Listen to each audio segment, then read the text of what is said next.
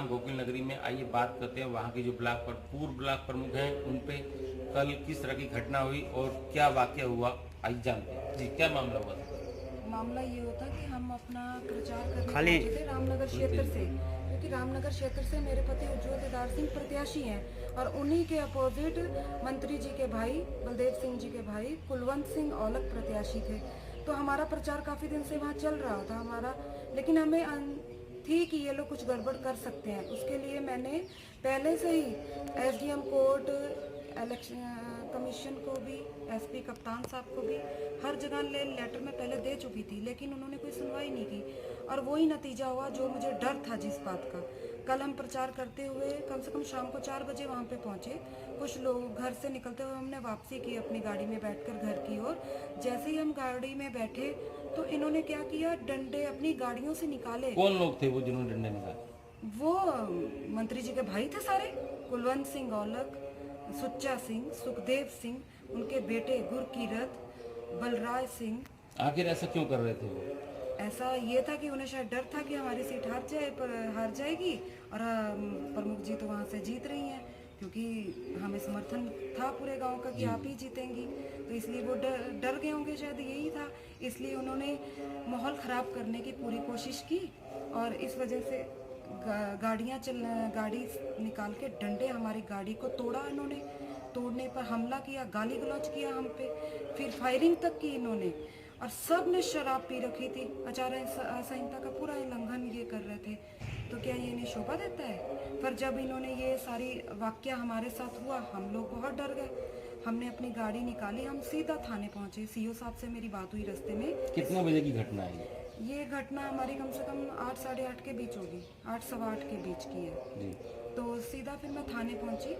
रास्ते में मेरी सीओ साहब से बात हो गई थी, लेकिन उन्होंने मेरी कोई बात सुनी नहीं, क्योंकि मुझसे पहले उनको मंत्री जी का फ़ोन आ गया था, बलदेव औलख जी का, तो वो उस जगह पहुंच गए थे वाक्य पर। तो मैं थाने आई, मैंने अपनी बात रखी वहाँ पे सारी, अपनी गाड़ी दिखाई इनको कि देखिए हमारी गाड़ी का ये क्या हाल किया है इन्होंने।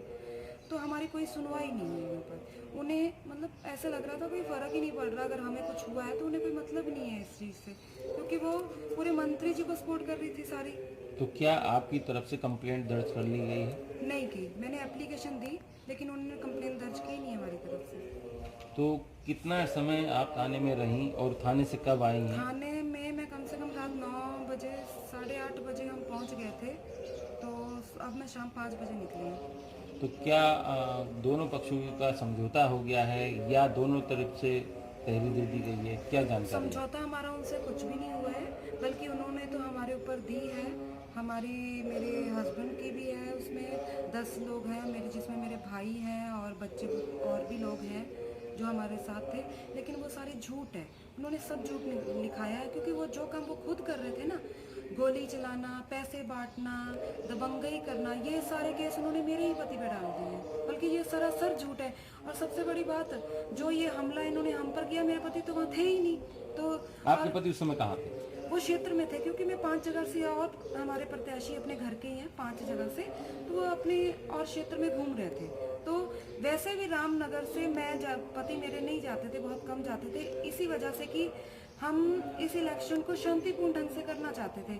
तो हमें पता था कि ये लोग कुछ ना कुछ ऐसा करेंगे, आपको हमारी आभास था इस शांति चीज़ को, का? हाँ आभास था, हमारी शांति भंग करेंगे ये।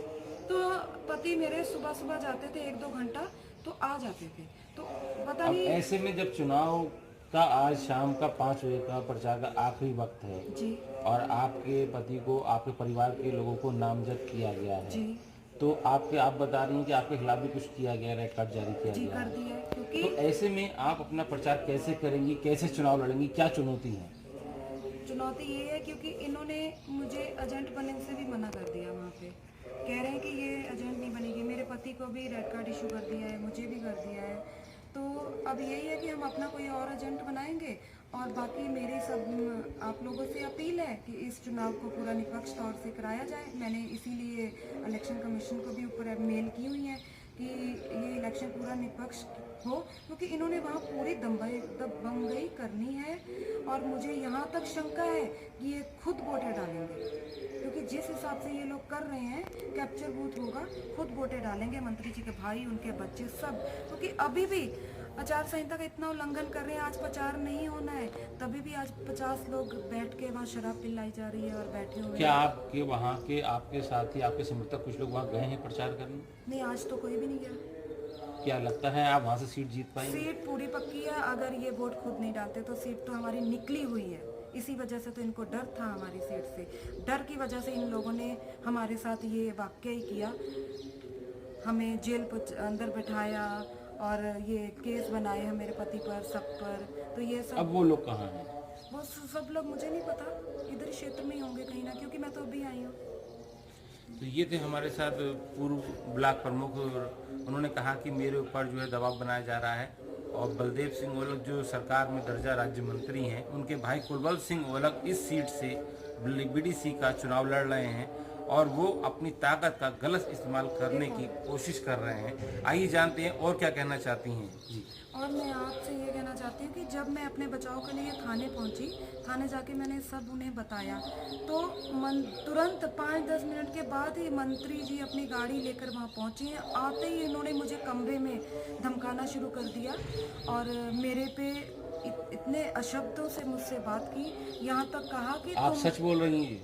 मेरी एक एक बात सच है, क्योंकि थाने में सीसीटीवी कैमरे लगे होते हैं, उनकी रिकॉर्डिंग हो रही होती है। जी, जी। आप जान लीजिए कि अगर आप गलत बोलेंगे तो आपके खिलाफ भी सरकार कार्रवाई कर सकती है। मेरा कोई भी शब्द गलत नहीं है। आप चाहे रिकॉर्डिंग देखिए, कुछ भी कीजिए, एक एक शब्द मेरा सही है। इन्होंने मुझसे ये कहा कि इतना ज़्यादा बोलती है तुम्हारी जुबान खींच लूँगा। और किसने कहा ये बलदेव सिंह ओलख ने कहा, तुम ज़्यादा बोलती हो तुम्हारी जुबान खींच लूँगा। और फिर मैंने उनसे ये कहा कि आपको ये शोभा देता है, मैं बहू बेटी हूँ आपकी, और आपको ये बोलते हुए शोभा देता है? आप मंत्री होकर ऐसा काम कर रहे हैं, आपको शोभा नहीं? मेरी महिला शक्ति की अगर सुनवाई होती तो इतना अत्याचारी क्यों होता है? ईमानदारी हो। तो ये थी हमारे साथ पूर्व ब्लॉक प्रमुख, जिन्होंने कहा कि रामनगर का बीडीसी का जो चुनाव है वो निष्पक्ष होने के इनको आसार नहीं लग रहे हैं, इसलिए ये इनके ऊपर जो मारपीट की गई और इनके ऊपर जो मुकदमे लगाए गए हैं, इनका कहना है कि वहाँ पर निष्पक्ष चुनाव नहीं हो सकता और प्रशासन उसकी निष्पक्ष चुनाव करवाने की पूरी जिम्मेदारी ले। देखना होगा कि प्रशासन के लिए कितनी बड़ी चुनौती है, क्योंकि वहाँ जो प्रत्याशी हैं वो बलदेव सिंह ओलख के भाई हैं, जो सरकार में दर्जा प्राप्त मंत्री हैं। उनके भाई वहाँ से बीडीसी का चुनाव लड़ रहे हैं। राजीव वर्मा, रामपुर।